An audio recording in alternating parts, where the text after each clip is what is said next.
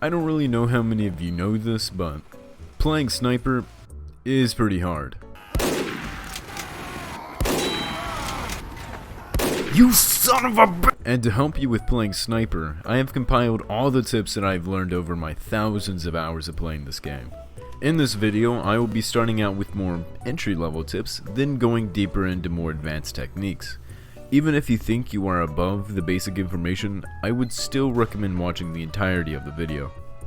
Let me start out by saying that I have no experience in competitive, but I do believe that these tips will help you no matter where you are on the experience totem pole. What kind of mouse that you use is very important. Make sure that you get one that is comfortable to hold and has a wire to reduce input lag. The mouse that I personally use is the Razer Death Adder. It is a basic, cost-effective option that I've never had any trouble with. I would recommend getting a mouse that has gaming in mind because they are typically easier to hold for longer periods of time and they have a higher pulling rate, resulting in less input lag. Now, something that I think is more important than what mouse you use is what mouse pad you use. I use a desktop mouse pad that is absolutely massive. I used some normal size mouse pads in the past, and I have to say whenever I moved to a giant desktop pad, it really did help a lot. I used to struggle with running out of pad all the time. Whenever I was in an intense situation, it would never fail that I would flick my mouse a little too much and end up dying. So if you haven't already, I would go ahead and make the decision to upgrade your mouse pad to something a little bit larger. Keyboard in my experience isn't that important to being able to play well, just get one that is comfortable for you. The only piece of advice that I do have is to play around with key bindings, because they can be very helpful at times. Okay, now that we're done talking about what you can do in real life, let's make your settings as perfect as they can be for you.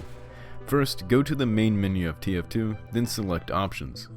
Go over some to Mouse, unselect Mouse Acceleration if it is selected, then select Raw Input.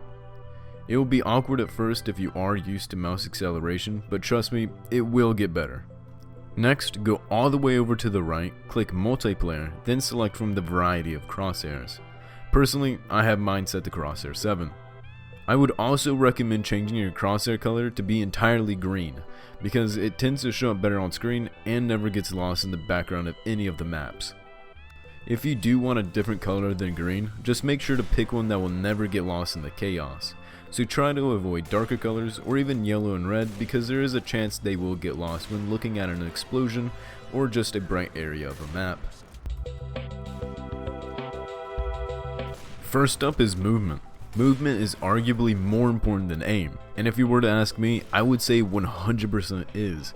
If you are harder to hit, you live for longer, and you can therefore shoot more shots at your target.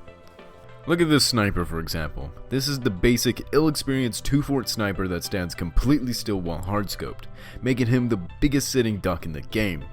Don't be this guy. Do the exact opposite of what this guy is doing. Always be moving and always be aware of your surroundings.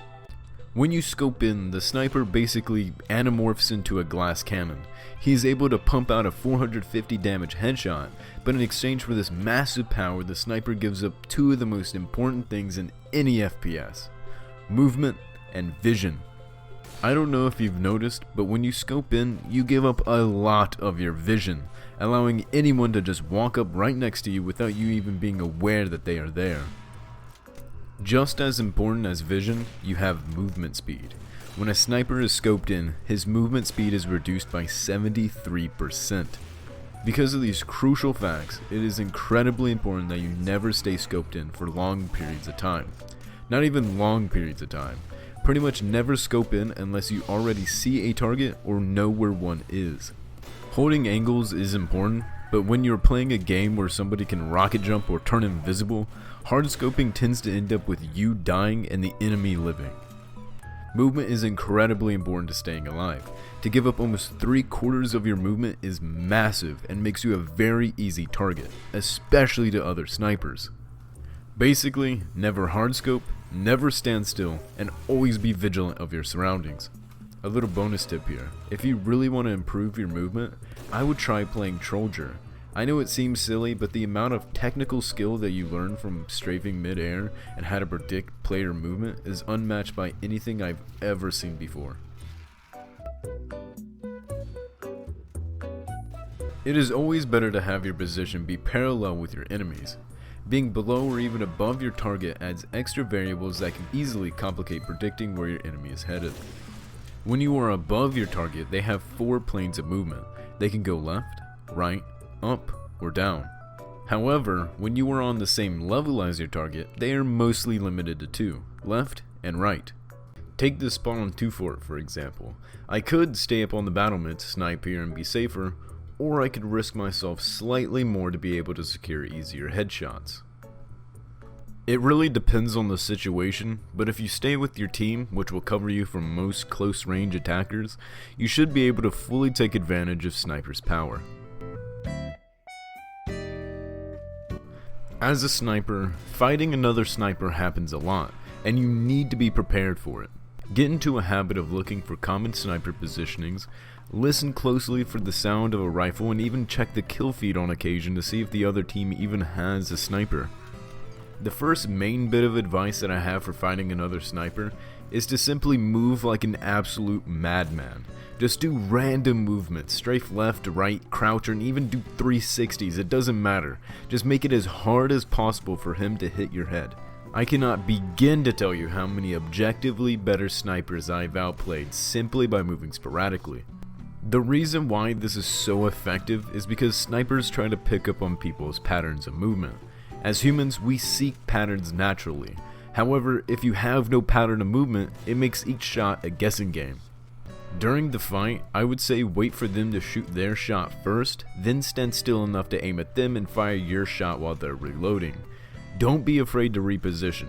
Take your time when fighting another sniper. Get cover and rotate to a different part of the map.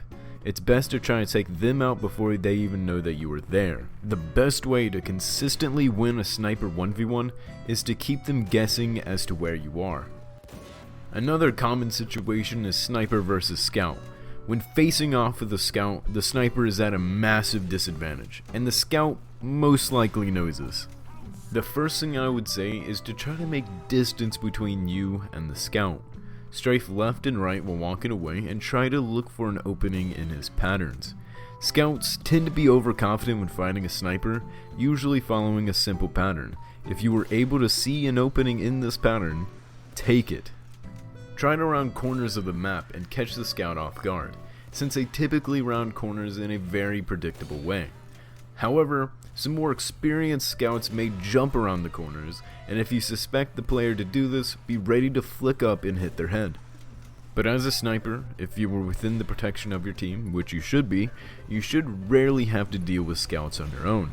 The best way to survive a scout interaction is to simply not have one. Lastly, we have spies. Spies are simple to deal with. You just have to have your head on a swivel and always be aware of what is around you. When reloading your next shot, take a quick look around. You can't do much anyway.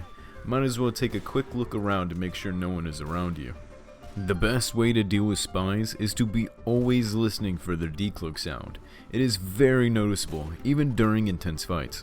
When fighting a spy directly, try to do a cheeky quick headshot. If that doesn't work, pull out your SMG, Girardi, or your melee and move around in a way where they cannot shoot or backstab you. Loadout is extremely important. The weapons you are using shine in different situations and different playstyles. For example, I hate pyros, and because I hate pyros, I usually run the Darwins. But if there is no pyro on the enemy team, it is a waste of a slot.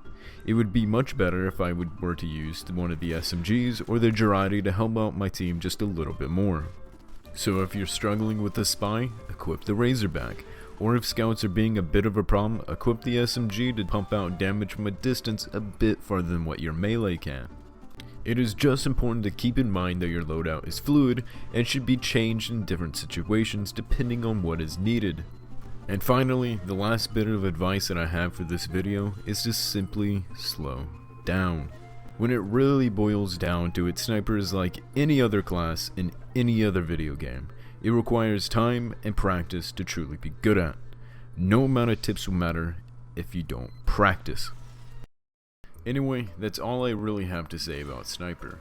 Just don't be too hard on yourself. If you don't hit any headshots all day, don't beat yourself up about it. You're learning at your own pace and just try to have fun. Not everyone is going to enjoy playing sniper. If you're not having a good time playing sniper, just don't play him. TF2 is a video game. You're supposed to be having fun. Anyway, for real this time, that's all I have to say. Like if you enjoyed the video, and subscribe if you want to see more TF2 content.